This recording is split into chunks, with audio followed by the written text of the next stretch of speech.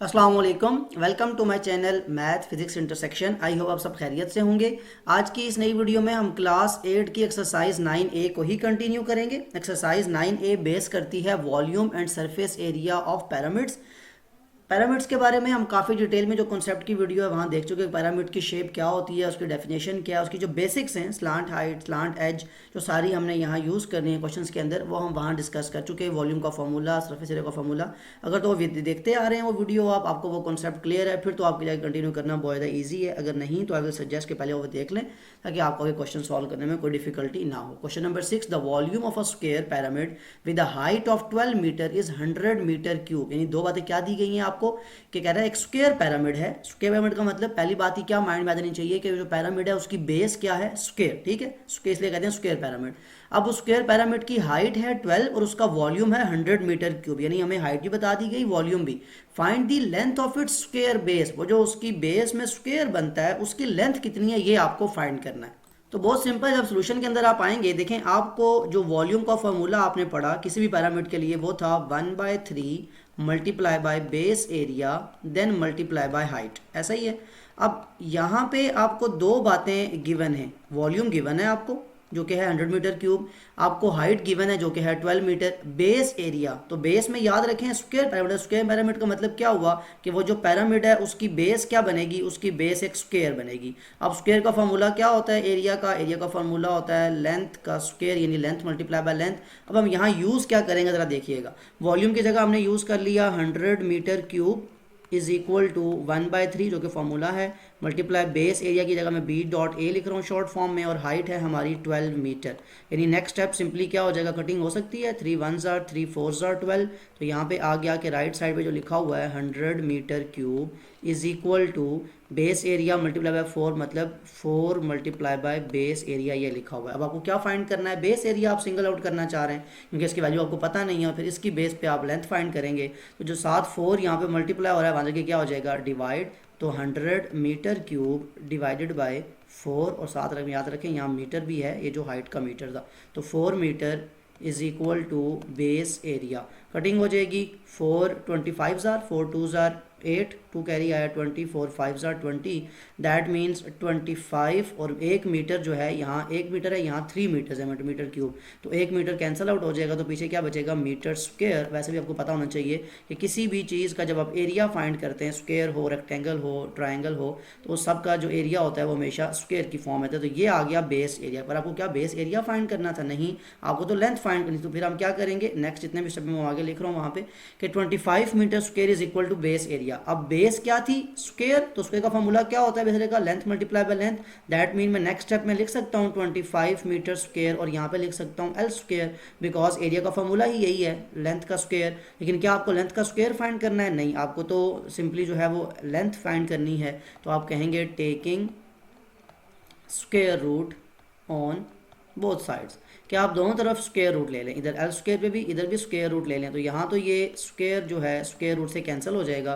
25 का स्क्वायर क्या होता है, जब स्क्वायर रूट लेंगे तो 5 आ जाएगा, और मीटर मीटर से कैंसिल, मतलब स्क्वायर जो है वो इससे कैंसिल आउट हो जाएगा। तो that means 5 metre is equal to length. आप 25 का स्क्वायर किसी को डिफिकल्टी है अगर, तो वो आप उसमें भी ले सकते हैं कैलकुलेटर के अंदर भी, लेकिन वैसे तो आपको पता होना चाहिए कि 25 का स्क्वायर रूट जो होता है वो 5 होता है। तो ये थी वो लेंथ जो आपको फाइंड करनी थी, 5 मीटर, जो कि जो आपकी बेस है उसके अंदर मतलब जो बेस बनती है पैरामिड की वो स्क्वायर था, तो उस स्क्वायर की लेंथ जो थी वो 5 मीटर थी। यहाँ एक इंटरेस्टिंग पॉइंट कोई पूछ सकता है आपसे कि जब भी आप किसी चीज़ का स्क्वायर रूट लेते हैं तो आपके पास वैल्यूज हमेशा प्लस माइनस में आया करती हैं। यहाँ हमने सिर्फ प्लस की वैल्यू की ही मतलब क्यों बात की है, 5 मीटर, माइनस 5 मीटर क्यों नहीं लिखा। तो याद रखें लेंथ हमेशा किसी भी चीज़ की मेजर करेंगे तो वो पॉजिटिव ही होती है, कभी लेंथ नेगेटिव नहीं हो सकती, कभी डिस्टेंस लेंथ ये चीज़ें नेगेटिव नहीं हुआ करती। इसलिए जब भी हम स्क्वायर रूट कट करेंगे तो जहाँ भी हम लेंथ की बात करें, डिस्टेंस की बात करें, वहाँ हमेशा हाइट की बात करें तो ये हमेशा कभी भी नेगेटिव वैल्यू नहीं ली जाती बल्कि पॉजिटिव वैल्यू ली जाती है। ये था क्वेश्चन नंबर 6। मूव करते हैं क्वेश्चन नंबर 6, मूव करते हैं क्वेश्चन नंबर 7 की तरफ। Question number 7. OWXYZ is a rectangular pyramid where WX is equal to 66 centimeter and XY equal to 32 centimeter. जो बात यहाँ लिखी हुई है वो बात यहाँ पे ड्रॉ करके भी दिखा दी गई है, आपको वही फिगर मैंने यहाँ पेस्ट की है। कहता है ये जो OWXYZ है ये रेक्टेंगुलर पैरामिड है। इस रेक्टेंगुलर पैरामिड के अंदर जो आपके पास डिफरेंट डायमेंशंस हैं वो आपने लिख के बता दी हैं, और यहाँ उसने बता भी दिए कि ये O से लेके जो आपकी हाइट बनती है, स्लांट हाइट बनती है, ये 63 सेंटीमीटर है। ये जो आपकी एपेक्स से बन रही है ये आपकी 56 सेंटीमीटर है। ये सारी आपको डायमेंशंस बता दी गई। अब आपसे क्या, ये सारी बताने के बाद क्या आपसे पूछता है कि draw it's net and hence find its total surface area. यानी यहाँ पे क्वेश्चन वॉल्यूम से चैनल किस में चला गया, सरफेस एरिया के अंदर। और उसके लिए आपको सबसे पहले क्या चीज़ पता होनी चाहिए, आप नेट ड्रॉ कर सकें, और उसके बाद आपके लिए सरफेस एरिया फाइंड करना वैसे ही बहुत ज़्यादा ईजी हो जाएगा। तो क्या है ये रेक्टेंगुलर पैरामिड। रेक्टेंगुलर पैरामिड में कितने वर्टिसेस होते हैं, यानी कितने पॉइंट्स हैं रेक्टेंगल के, 4। तो उसके ऊपर 4 ट्रायंगल्स बिल्ट होंगी। तो सबसे पहले तो आप ये करें कि अपने पास एक रेक्टेंगल ड्रॉ कर लें यहाँ मिड में, और जस्ट वो रेक्टेंगल इस तरह से आपने ड्रॉ करना है कि इस रेक्टेंगल की बेस, मतलब ये आपकी रेक्टेंगल है, जो उसकी डायमेंशन है वही हैं। जस्ट मैंने यहाँ पे ड्रॉ इसलिए आपको नेट बनाने का तरीका एक सिखाना है जस्ट। अब इस रेक्टेंगल की बेस है, जैसे ये 2 पॉइंट्स हैं, तो यहाँ पे एक ट्रायंगल एग्जिस्ट करेगी। वो ट्रायंगल कैसी होगी, मतलब लेट्स सपोज अगर मैं ट्रायंगल बनाता हूँ, ये ट्रायंगल है। अब इसको मैं अगर रोटेट करना चाहूँ इसको इस तरह से, तो यहाँ इसको प्लेस कर लें, ठीक है। थोड़ी सी इसकी डायमेंशन जो है ये इंक्रीज़ करनी है, और इसी को अगर मैं कॉपी करके यहाँ पेस्ट कर लूँ दोबारा, लेकिन इसको रोटेट करूँ तो ये आप इस तरफ जाके पेस्ट कर देंगे। ये इसका, ये रेक्टेंगल की साइड पे जो 2 ट्रायंगल्स हैं ये उसका नेट हो जाएगा। और अगर इसी की आप बात करें दोबारा, ये डायमेंशन साथ बता देती है आपको। अब जस्ट क्या करना है आपने, जो इस साइड पे आपकी ट्रायंगल बनती है उसका भी नेट बना दें। यानी यहाँ पे ट्रायंगल कैसी बनेगी, इसको अगर मैं ड्रॉ करूँ तो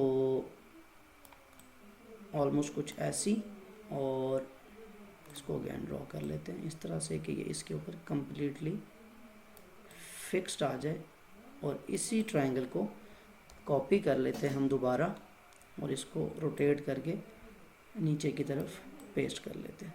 सो ये वो कंप्लीट नेट है। अगर इस पैरामिड को आप ओपन करना चाहें, अब डायमेंशंस यहाँ देख लें, तो इसे ये ट्रायंगल जो है तो इसकी डायमेंशंस देख लीजिएगा, मतलब ड्रॉ करते हुए जब आप फिगर से खुद ड्रॉ करेंगे। सो ये बीच में आपका रेक्टेंगल है जो कि आपकी बेस है, ठीक है। और उस बेस की 4 पॉइंट्स हैं, मतलब 1 2 3 4, तो 4 ही ट्राइंगल्स जो हैं ये एग्जिस्ट करती हैं, ठीक है। उसकी डायमेंशन सारा कुछ वो सेम ही होता है। जस्ट यहाँ पे ये जो मैंने बनाई है इस तरह से बनाई है कि आपको नज़र इस तरह आ रहा है।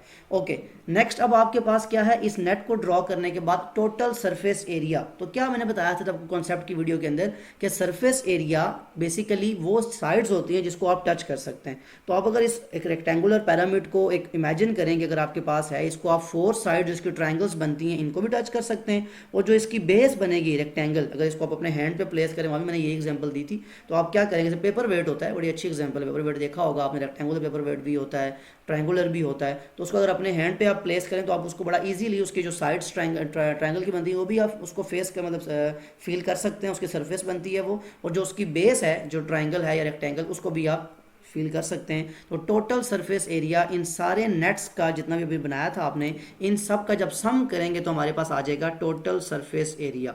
तो सॉल्यूशन के अंदर हम क्या लिखेंगे, इसको रेज कर लें यहाँ से, तो सोल्यूशन में आ जाएं। अब आपने सरफेस एरिया फाइंड करना है, टोटल सरफेस एरिया, ठीक है। अभी मैंने आपको नेट बना के दिखाया कि 2 ट्रायंगल जो यहाँ पे आपके मतलब फ्रंट साइड कह लें या बैक साइड, जैसे ये नज़र आ रही है आपको OWX, एक ये ट्रायंगल है। इस पर अगर मैं कलर ज़रा कर दूँ कि O से लेके W और W से लेके X, एक तो ये ट्रायंगल है। और जैसी ये ट्रायंगल है इसके बिल्कुल ही उस तरह भी वही ट्रायंगल बनती है OWX के नाम से, या OXW लिख लें। इस तरह 2 ट्रायंगल्स ये बन जाती हैं। और बिल्कुल इसके ऑपोजिट साइड पे अगर ये वाली देखें, मैं इसको ब्लैक से ड्रॉ करूं तो ये O से Y और ये X की तरफ आते हुए ये जो ब्लैक कलर की ट्रायंगल है इसके ऑपोजिट साइड पे यहाँ, तो 2 जो ट्रायंगल्स हैं ये ब्लैक तरह की हैं जिसको राइट और लेफ्ट कह लें। और जो फ्रंट और बैक पे 2 ट्रायंगल्स ये हैं जो रेड कलर की हैं, इनका नाम मैंने आपको बता दिया। तो फर्स्ट ऑफ ऑल हम इन 2 ट्रायंगल्स का एरिया फाइंड करते हैं, और लास्ट में हम एरिया ऑफ रेक्टेंगल फाइंड कर लेंगे, हमारे पास टोटल सरफेस एरिया आ जाएगा। सो फर्स्ट ऑफ ऑल तो हम लिखते हैं एरिया ऑफ ट्राइंगल, ये जो रेड कलर की ड्रॉ की हुई है मैंने, इसका नाम बनता है OWX। नाम से ज़्यादा सबसे ज़्यादा इंपॉर्टेंट जो है आपके लिए कि नाम अगर आपने समझ लिया कि OWX किस ट्राइंगल की बात कर रहा हूँ तो आपके लिए बहुत ज़्यादा सिंपल हो जाएगा। अब यहाँ पे देखें OWX में बेस क्या है 66 सेंटीमीटर, यानी ये लिखा हुआ है W से लेके X तक। इस ट्राइंगल में ज़रा फोकस करें, अगर ट्राइंगल जो है इसमें ये आपकी बेस बनती है। इस पे हाइट कितनी है, जो यहाँ वर्टेक्स से लेके स्लांट हाइट। अब स्लांट हाइट क्या होती थी, इसलिए मैंने कहा था कॉन्सेप्ट बहुत इंपॉर्टेंट है, वहाँ से ज़रा समझिएगा कि एपेक्स से लेके, अगर मैं ये डॉटेड लाइन ड्रॉ जो हुई हुई है, एपेक्स से लेके आपकी जो बेस होती है उसकी साइड को 2 इक्वल पार्ट्स में डिवाइड करना और 90 डिग्री का एंगल बनाना, ये बेसिकली हाइट का काम होता है। और यही ट्रायंगल की हाइट होती है जो हम यहाँ पे अपने फार्मूले में लिखेंगे। यानी फार्मूला क्या होता है ट्रायंगल का, 1/2 multiply base multiply by height, या बेस पैरामिड की बात नहीं कर रहा बल्कि बेस ऑफ ट्रायंगल की बात कर रहा हूँ। ये जो बनाई हुई है इस तरह की ट्रायंगल है ना, ये आसानी के लिए यहाँ बना भी सकते हैं आप इसको। ये O पॉइंट है, ये W है और ये X है। तो यहाँ से अगर एक लाइन नीचे आ रही है, ये आके इसको मिलती है, तो ये हाइट नहीं होगी हमारी ट्रायंगल की। तो बिल्कुल ये कॉन्सेप्ट है जो यहाँ पे मैं बात कर रहा हूँ। अब इस ट्रायंगल के लिए आप फॉर्मूला अप्लाई करेंगे, दैट इज़ 1/2 मल्टीप्लाई बेस, यहाँ पे है आपकी 66 सेंटीमीटर, मल्टीप्लाई हाइट आपकी यहाँ पे है 56 centimetre.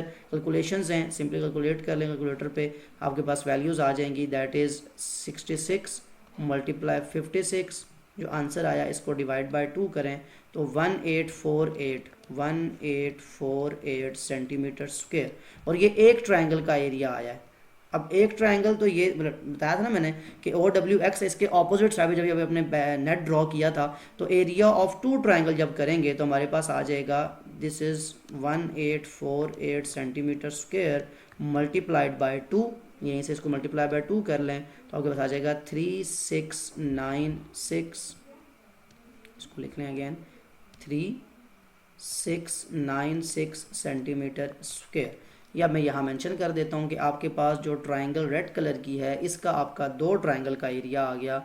Area of 2 triangles is equal to 3696 centimetre square. आपने भी ऐसे ही करना है कि पहले आप ऐसे ट्रायंगल अपने माइंड में एक स्केच बनाएं, इसको अलग से ड्रॉ करें, फिर उसका 2 जब ट्रायंगल्स का एरिया आपने फाइंड कर लिया, अब जस्ट इसमें चेंज क्या करने जा रहे हैं, हम ट्रायंगल का नाम चेंज करेंगे। यानी अब ये वाली ट्रायंगल नहीं रही हमारे पास, अब ये वाली ट्रायंगल जो ब्लैक कलर की है ये ड्रॉ होने जा रही है। तो इसमें भी यहाँ पे हम जस्ट चेंज क्या करेंगे, अब इस ट्रायंगल का नाम क्या है, OXY। तो ट्रायंगल OXY का भी एरिया फार्मूला तो यही होगा ना उसका एरिया फाइंड करने का, 1/2 मल्टीप्लाई बेस मल्टीप्लाई हाइट। अब ये अपने माइंड में ज़रा ट्रायंगल बनाएं कि थोड़ी मतलब उस साइड पे है, लेकिन जब बनाएंगे तो वो ऐसी ही बनेगी कि ये ऐसे और ये आपके पास वो ट्रायंगल है। इसका नाम देखें क्या है, ये इस ट्रायंगल का नाम है O, यहाँ ये पॉइंट है X, यहाँ ये पॉइंट है Y।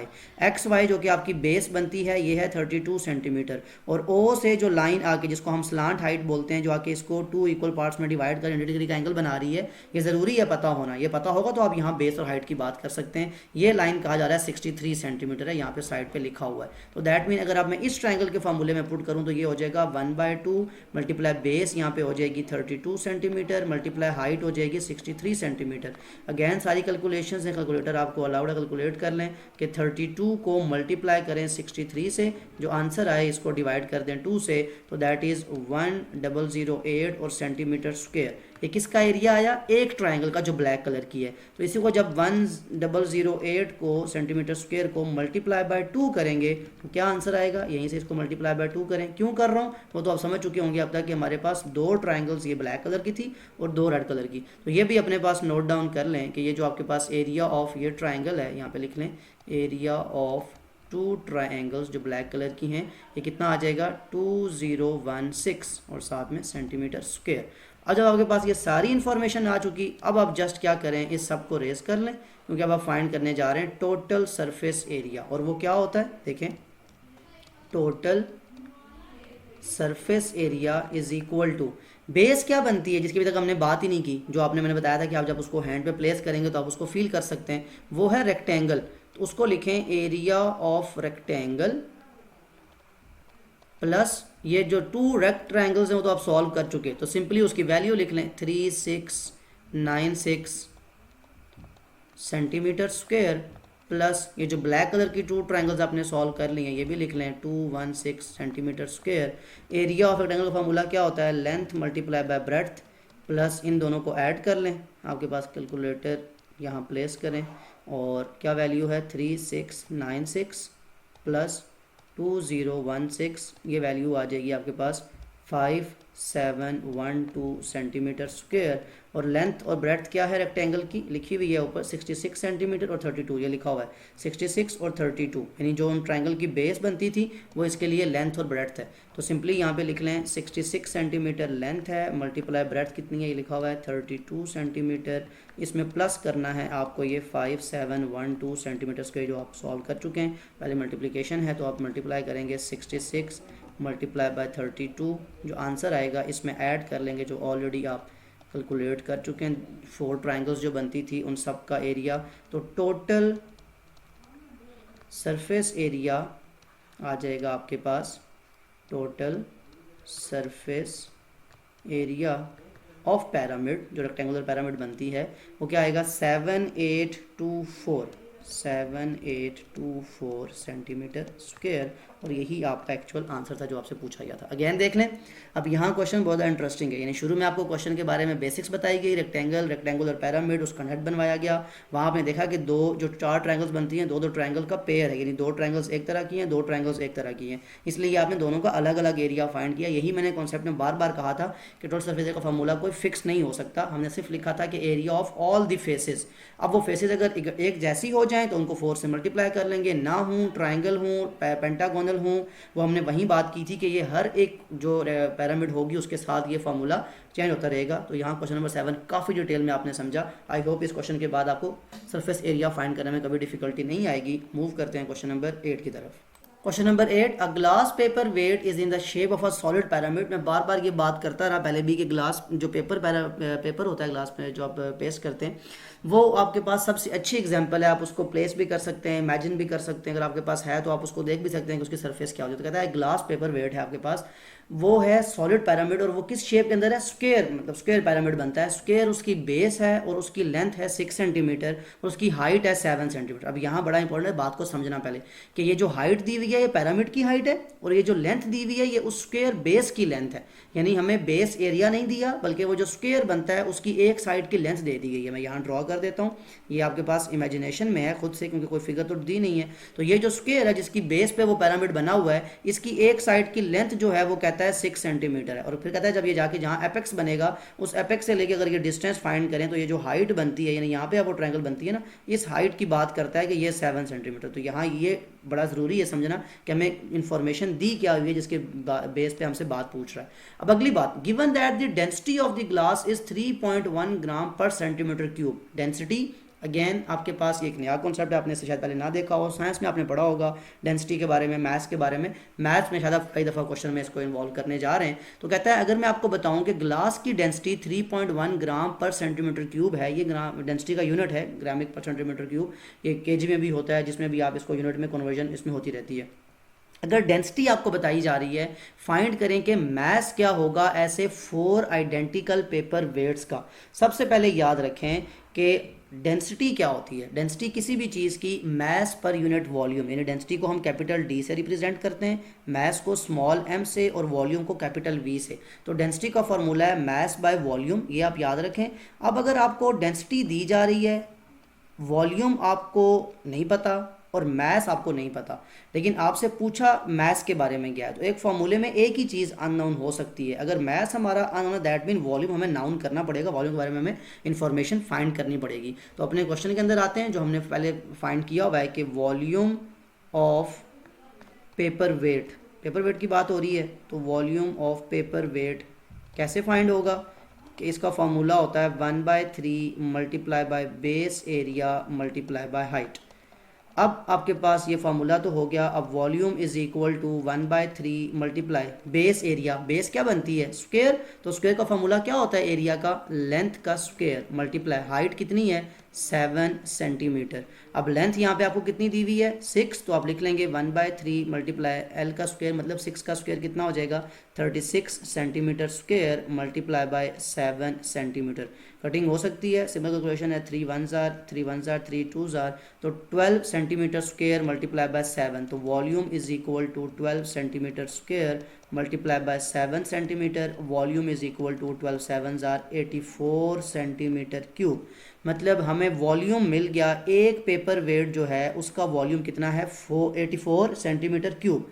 लेकिन हमसे किसकी बात की हुई है, 4 आइडेंटिकल पेपर वेट्स के। ऐसे अगर हमारे पास, यहाँ इसको लिख लें पहले, volume is equal to 84 centimetre cube. और ये जो आप सॉल्व कर चुके, जो आपका क्वेश्चन था बेसिक, इसको आपने मतलब देख लिया वॉल्यूम का जो फार्मूला था उसके थ्रू।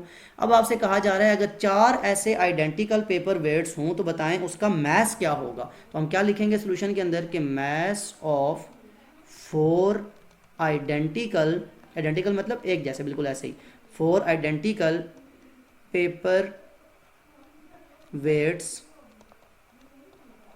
इज इक्वल टू, अब जरा इस फॉर्मूले में पहले आ जाए, density is equal to mass by volume. कैसे वो था, speed is equal to distance by time, याद है क्लास 6 में अपने बोर्ड टेबल में देखा उसको। यहाँ से फॉर्मूला मैनिपुलेट करना कितना आसान है, यानी अगर आपको मैस फाइंड करना हो तो ये वॉल्यूम यहाँ पे क्या हो रहा है, मैस के साथ डिवाइड आ जाएगी, क्या हो जाएगा मल्टीप्लाई, यानी डेंसिटी मल्टीप्लाई बाय वॉल्यूम किसके इक्वल होता है, मैस के।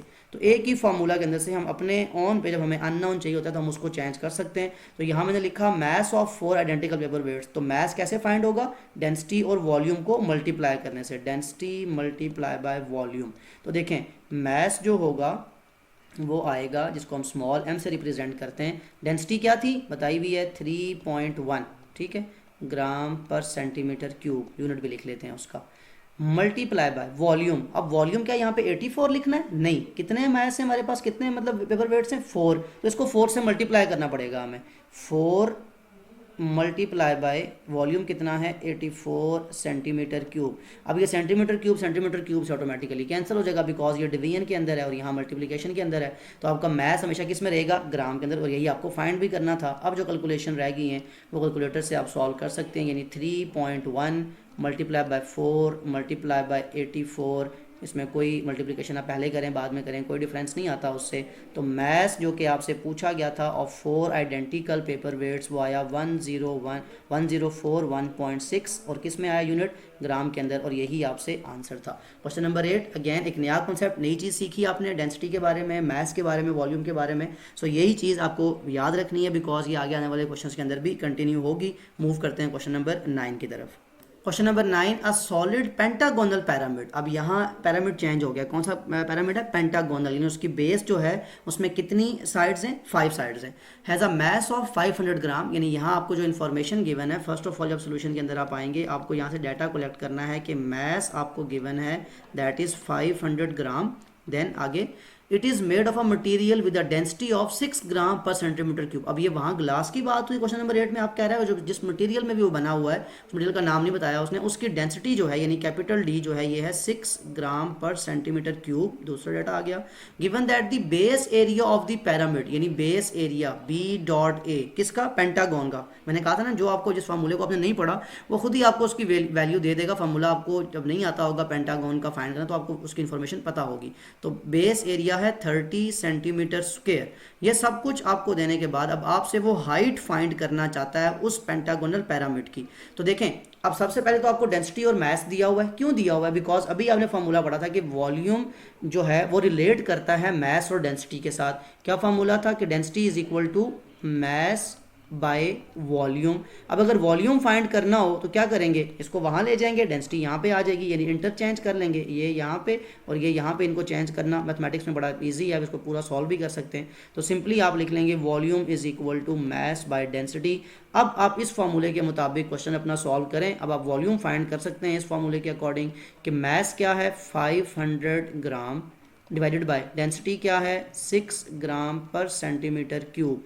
अब ये जो आपका ग्राम है ये ग्राम से कैंसिल हो जाएगा, सेंटीमीटर क्यूब यहाँ डिवाइड हो रहा है जब ऊपर चला जाएगा, यानी 500 डिवाइडेड बाय 6, कैलकुलेटर आपको अलाउड है, 500 डिवाइडेड बाय 6 आपके पास वैल्यू आ जाएगी 83 पॉइंट, यानी वॉल्यूम आ जाएगा 83.3, और ये सेंटीमीटर क्यूब चला गया ऊपर तो इसका यूनिट हो गया सेंटीमीटर क्यूब, यानी वॉल्यूम आपके पास आ चुका है। डेंसिटी और मैस आपको गिवन था ही इसलिए कि इसके थ्रू आप क्या फाइंड कर सकें, वॉल्यूम। जब वॉल्यूम आ गया अब आपसे आपके जो नेक्स्ट क्वेश्चन है वो आपके यहाँ पे मैं इसकी लाइन लगा के यहाँ से आगे कंटिन्यू कर लेते हैं इसको।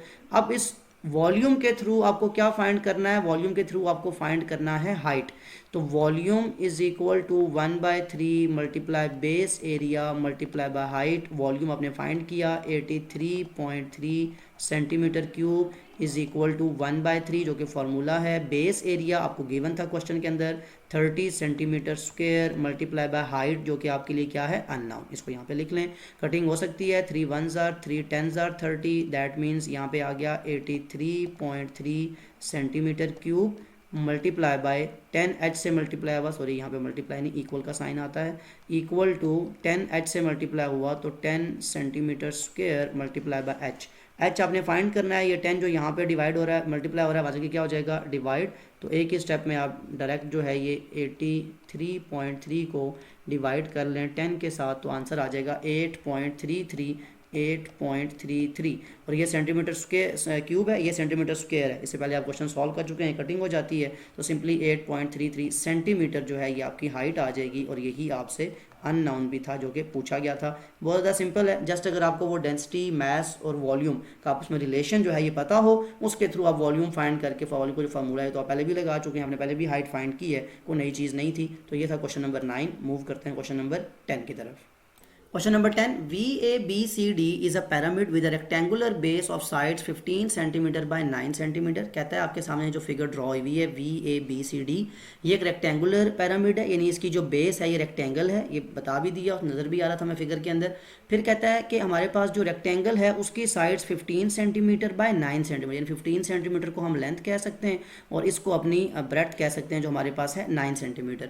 अब given that the slant height VQ, क्या होती है स्लांट हाइट, कि आपकी एपेक्स से लेके जो बेस है उसके किसी भी साइड तक का डिस्टेंस जो है उसको स्लांट हाइट बोलेंगे, और वो आपको बताया जा रहा है VQ उसका नाम है, और वो कितनी है 16 सेंटीमीटर। ये सारी इंफॉर्मेशन देने के बाद हमसे पूछा जा रहा है कि आप इस गिवन क्वेश्चन या फिगर के अंदर से एक तो हाइट फाइंड करें। हाइट क्या होती है, फर्स्ट ऑफ ऑल आपके माइंड में एक चीज़ क्लियर होनी चाहिए कि ये जो V एपेक्स है, इससे अगर मैं इसके सेंटर तक एक स्ट्रेट लाइन ड्रॉ करूं तो इसको हाइट बोलेंगे, और इसकी स्पेशल बात क्या होगी कि यहाँ पे कितना एंगल बनाएगी, 90 डिग्री का ये साइड एंगल बनाएगी। अब इंपॉर्टेंट बात, ये हाइट आपको फाइंड करनी है, यानी फर्स्ट पार्ट में, सेकंड पार्ट में इस पिरामिड का वॉल्यूम फाइंड करना है, जो कि बहुत ज़्यादा ईजी है। अगर आपको हाइट मिल जाए फिर तो आपको just base area multiply base, आपको पता है उसका एरिया फाइंड करना, लेंथ मल्टीप्लाई ब्रेड्थ, ये तो पहले क्वेश्चन सॉल्व कर चुके हैं। असल यहाँ पॉइंट ये है कि हाइट कैसे फाइंड की जाएगी। अब इंपॉर्टेंट बात ये भी देखें कि अगर आपकी ये साइड पूरी A से लेके B तक जो है 15 सेंटीमीटर है, और ये हाइट ऊपर से आके इसको परपेंडिकुलर सेंटर में मीट करती है ना, तो इसका मतलब ये हुआ, अगर मैं इस पॉइंट को कोई नाम दे दूं, लेट सपोज मैं कहता हूं ये P है, क्या लिखेंगे हम सोल्यूशन में, कि क्या कहा मैंने कि ये पॉइंट क्या है, P। तो let the point where the vertical, ये क्या डिस्टेंस है, क्या होता है vertical distance, where the vertical distance या vertical line from V meets the, ये क्या है नीचे इसकी rectangular base, meets the base BP। मतलब कि लेट करें कि जिस पॉइंट पे आके ये वर्टिकल जो है, वर्टिकल लाइन जो है या वर्टिकल डिस्टेंस जो है ये मीट करता है आके बेस के साथ, लेट करें कि वो पॉइंट क्या है, P। अब हम क्या कहते हैं कि अगर ये लाइन A से लेके B तक 15 सेंटीमीटर है, सो यहाँ से जो लाइन ड्रॉ होगी ये P से लेके Q तक, ये डिस्टेंस कितना होगा, फिर क्या ये डिस्टेंस 15 का हाफ नहीं होगा, 7.5 सॉरी, 15 का हाफ कितना होता है 7.5, क्योंकि ये अगर लाइन 15 है तो ये रेक्टेंगल के अंदर जब ऊपर से हम हाइट ड्रॉ करेंगे परपेंडिकुलर डिस्टेंस, तो वो करता ही क्या है, उसको हाफ में डिवाइड कर देता है। तो दैट मीन ये वाली साइड आ जाएगी 7.5 सेंटीमीटर। किसकी बात कर रहा हूँ, P से लेके Q तक की बात कर रहा हूँ। तो यहाँ लिख लेते हैं PQ जो लाइन आएगी, अब इस ड्रॉ करने से, इसलिए मैंने लिखा ये PQ आ जाएगी 7.5 सेंटीमीटर। इस 7.5 सेंटीमीटर से अब हमारा काम आसान हो गया। कैसे आसान हो गया, अब अगर मैं ये वाली ट्राइंगल देखूं, मैं अगर यहीं पे एक लाइन ड्रॉ कर लेता हूं, लेकिन इसका मैं कलर चेंज करता हूं कि कुछ तो लाइंस मैंने खुद से ड्रॉ की हैं। एक ये लाइन हमें ड्रॉ दी हुई थी खुद से कि V से लेके जो Q तक का डिस्टेंस है ये कितना है 16 सेंटीमीटर। तो अब अगर इस ट्राइंगल को देखें तो ये क्या बन जाती है, राइट एंगल ट्राइंगल। अब इस राइट एंगल ट्राइंगल में यहाँ 90 डिग्री का एंगल बन रहा है। इससे पहले आप काफ़ी डिटेल के अंदर पढ़ चुके हैं कि राइट एंगल ट्राइंगल में 90 डिग्री के सामने जो साइड होती है उसे हम क्या कहते हैं, हाइपोटेन्यूस। दैट मीन हमारा 16 सेंटीमीटर जो ब्लैक कलर की लाइन है ये हाइपोटेन्यूस बन गया। ये आपकी परपेंडिकुलर है और ये बेस है। तो बड़ा सिंपल है कि हम क्या लिखेंगे, यूजिंग पाइथागोरस थ्योरम, क्योंकि हमें क्या फाइंड करनी है, हाइट। अब हाइट का और कोई फॉर्मूला है नहीं, एक वॉल्यूम का था वो हमें पता नहीं है, तो इसलिए हाइट के लिए फिर हमें कुछ और ऐसा सीखना पड़ेगा, कुछ न्यू करना पड़ेगा। तो हम यूजिंग पाइथागोरस थ्योरम, और क्यों यूज़ कर रहे हैं, बिकॉज ये एक राइट एंगल ट्रायंगल हमारे सामने ड्रॉ हुई नज़र आ गई, हमें हमारी सारी चीज़ें उसकी पता हैं। तो using Pythagoras theorem in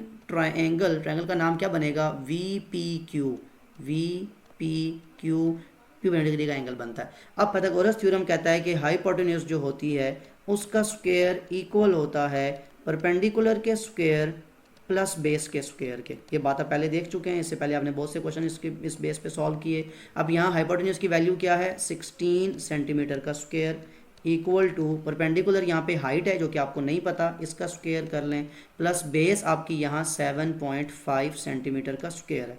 calculation आप कैलकुलेटर से सॉल्व करें और सिंपली इसको हम क्या लिखेंगे, फर्स्ट ऑफ ऑल देखें 16 का स्क्वायर क्या आता है आपके पास, 256 सेंटीमीटर स्क्वायर। ये यहाँ पे 7.5 का स्क्वायर ऐड हो रहा है, तो वहाँ जाके क्या हो जाएगा, सब्ट्रैक्ट। तो मैं यहीं पे लिख लेता हूँ कि 7.5 का स्क्वायर कितना बनता है, माइनस हो जाएगा यहाँ पे आके 56.25 सेंटीमीटर स्क्वायर, और इक्वल के इस तरफ क्या रह जाएगा, एच स्क्वायर। तो अब क्या लिखेंगे हम, 256 माइनस 56.25, 56 पॉइंट है 0.25, तो वैल्यू आ जाती है 199.75। तो अब क्या हमारे पास ये आंसर है, नहीं, क्यों नहीं है, मैं लिख लेता हूँ 199.75 is equal to H square. क्या हमें एच का स्क्वायर चाहिए था, नहीं, taking square root on both sides, because हमें सिंपली एच की वैल्यू चाहिए, तो कैंसिल हो गया। जब इसका स्क्वायर रूट लेंगे तो 14.1, 13 है तो राउंड ऑफ करके 14.1 बन जाएगा। दैट मीन जो इसका नेक्स्ट स्टेप है तो वैल्यू क्या आएगी, 14.1 centimetre is equal to height. यही आपका वो अननोन था जिसको आपने फाइंड करना था, और यही आपका आंसर है। अगेन दफ़ा क्वेश्चन देख लें पूरा, कि शुरू में आपको कहा गया कि एक रेक्टेंगुलर पिरामिड है, आपको उसकी हाइट या वॉल्यूम फाइंड करना है। गिवन जो इन्फॉर्मेशन है वो ये कि रेक्टेंगल की लेंथ और ब्रेड्थ आपको पता है, जो स्लांटेड हाइट होती है ये आपको पता है कि एपेक्स से लेके उसके किसी भी एक जो साइड है उसके सेंटर तक का डिस्टेंस 16 सेंटीमीटर है। तो आपने एक अपने इमेजिनेशन में, क्योंकि आपको पता था कि हाइट होती क्या है बेसिकली, एपेक्स से लेके इसके सेंटर तक का डिस्टेंस, इसीलिए मैं कहता था कि कॉन्सेप्ट पता होना बहुत ज़रूरी है। अगर कॉन्सेप्ट क्लियर है फिर आपके लिए क्वेश्चन सॉल्व करना डिफिकल्ट नहीं है। तो आपने एक हाइट का अपना फाइंड करने के लिए जो कॉन्सेप्ट है वो यूज़ किया कि यहाँ से एक स्ट्रेट लाइन ड्रॉ की, उसको लिख भी दिया कि मैं क्यों ड्रॉ कर रहा हूँ। जिस पॉइंट पे वो मीट करती है हमें नज़र आ गया कि वो पॉइंट बेसिकली इस लाइन का हाफ है। अब जो ही हमने ये ड्रॉ किया हमारे सामने एक राइट एंगल ट्राइंगल आ गई, उस पर हमने क्या अप्लाई किया, पाइथागोरस थ्योरम, और उससे हमें अगर दो साइड्स पता हो तो थर्ड साइड फाइंड करना कोई डिफिकल्ट नहीं था। तो इस तरह हमने हाइट फाइंड की। अब जब हमारे पास हाइट की वैल्यू आ चुकी है, अब हमारे पास सेकंड पार्ट सॉल्व करना ज़रा भी मुश्किल नहीं है। सोल्यूशन में मैं बाकी सब कुछ तो रेज कर रहा हूँ, ये जो हाइट की वैल्यू हमने फाइंड की है इसको मैं रेज नहीं कर रहा। तो सोल्यूशन में आके जो सेकंड पार्ट बनेगा इसका वॉल्यूम फाइंड करने का, वो कितना ज़्यादा ईजी हो जाएगा कि वॉल्यूम हमारे पास होता है 1/3 multiply base area multiply by height. अब यहाँ पे 1/3 तो फार्मूला है, मल्टीप्लाई बेस एरिया, बेस यहाँ पे रेक्टेंगल है तो लेंथ मल्टीप्लाई बाय ब्रेड्थ, ये आपके पास बेस एरिया का फार्मूला हो गया, इसको ब्रैकेट में लिख लें। और ये मल्टीप्लाई हो रहा है किसके साथ, हाइट, और हाइट कितनी आई है अभी आपने फाइंड की 14.1 सेंटीमीटर। नेक्स्ट स्टेप में ये इसी तरह लिखेंगे 1/3 मल्टीप्लाई लेंथ कितनी है 15 सेंटीमीटर, मल्टीप्लाई ब्रेड्थ कितनी है आपके पास 9 सेंटीमीटर, मल्टीप्लाई 14.1 सेंटीमीटर, और यहाँ पे ये सारा किसके इक्वल है, वॉल्यूम के। कैलकुलेटर आपको अलाउड है, कटिंग भी हो सकती है, लेकिन सिंपली आप इसको 15 मल्टीप्लाई बाय 9 मल्टीप्लाई बाय 14.1, जो आंसर आए इसको लास्ट में क्या कर लें, डिवाइड बाय 3, तो आपके पास 634.5 आपका वॉल्यूम आ गया जो कि आपको चाहिए था। तो volume is equal to 634.5 centimetre, centimetre centimetre 3 times multiply को क्या आ जाएगा, सेंटीमीटर क्यूब। सो ये है क्वेश्चन नंबर 10 का वॉल्यूम, जहाँ पे आपका क्वेश्चन कंप्लीट हो गया और यही आपका अननोन भी था।